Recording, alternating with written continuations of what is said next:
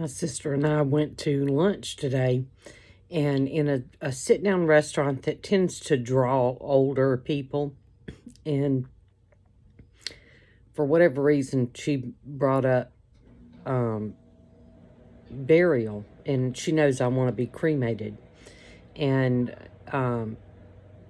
she was asking me other things about my preferences, and I said, really, I don't care. When I was 15, my dad died very, very suddenly. He was 45 years old, and he literally dropped dead of a heart attack, dead on his feet.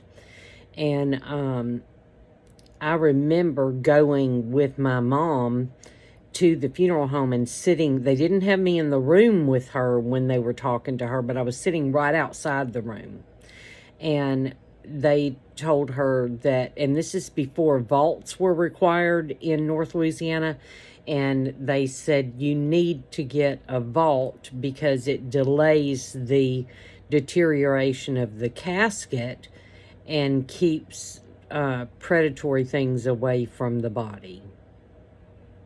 And it has put a deep hatred for the funeral industry in me, because we had just gone through the most traumatic thing you can imagine, and now you're trying to introduce the concept of worms getting to my dad's corpse so that you can make some money. And I hate the funeral industry. And so my goal all along has been to give them as little money as possible in the whole process. So that's what started me on the being cremated. Well, when my brother was alive, it horrified him, the thought of me being cremated, and he told me I can't handle it. And I was in my early 20s when I decided this, and at that time I stood my ground. I said, it's my body, I should be able to do what I want to. And then as I got older, I thought, it's more that all of these rituals are for the living. They're not for the dead, because you're gone. You're already facing judgment and moving on to the next place. So why would you do something that would torture the living that are already distraught? So I said, okay, all right, I whatever you want to do then, it's fine. I don't care. And so I have told my family some things. I said, honestly, I don't want anything at all to do with the funeral home if we can help it.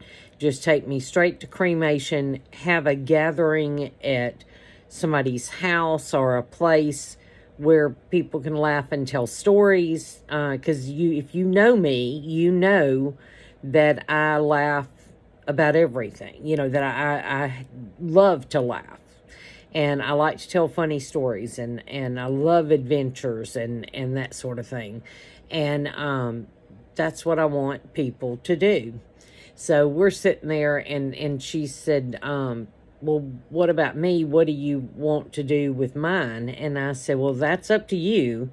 I said, if you give me any hard-pressed rules, I'll do everything I can to make sure they're followed. But I said, I'm giving you full permission with mine that you know what I want. And I said, I just want you to use that as guidance for decision making. Because if any questions come up, I'm telling you, you have full permission to do whatever is the least traumatic thing for you guys. And so I said, but, I'll try to follow to the letter what you want, which is what I tried to do with my mom. But, my mom did not want to be viewed. She didn't want to have a viewing.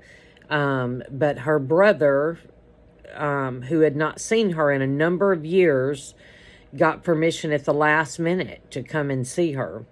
And he had been in prison, and he was recently released, and he was under supervision. So at first they said he couldn't come, and then they said he could. So we talked to the funeral home, and we allowed them to hold her overnight. And our tradition is straight from the funeral to the burial site, and the burial.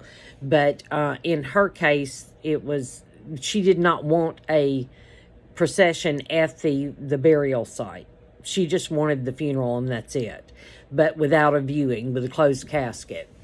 And she died of medical neglect. She had a blockage in her intestine, very clear symptoms showing up on the x-rays, that sort of thing, but had a doctor that said he didn't see it. And so she was killed by the hospital, basically. And it was absolute torture. It was a horrible, horrible way to go, and for us to watch her go. And anyway, so we're sitting there over lunch, and we're talking about this, and we finish our conversation, and we're just eating, and these two old men that are like 2 tables over, but they're talking a little bit loud. One of them is saying that somebody vandalized the headstones in his family's cemetery and knocked them over and broke them, and they found out it was some teenagers. And he was like, why would you want to do that? He said, when I was a kid, that we would have never done that. And when I was a kid, we wouldn't have done it either. However, you do go out in cemeteries because you're trying to scare the crap out of each other. And I have many times been out in a cemetery at night getting the crap scared out of me.